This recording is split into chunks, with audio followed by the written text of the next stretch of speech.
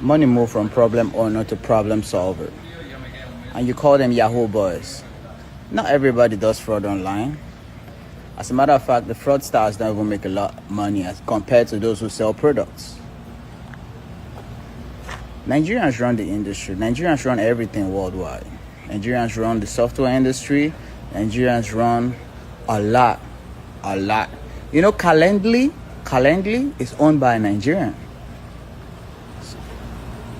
So many other big softwares are owned by Nigerians. And how do you think these guys made it so big? By email subscribers.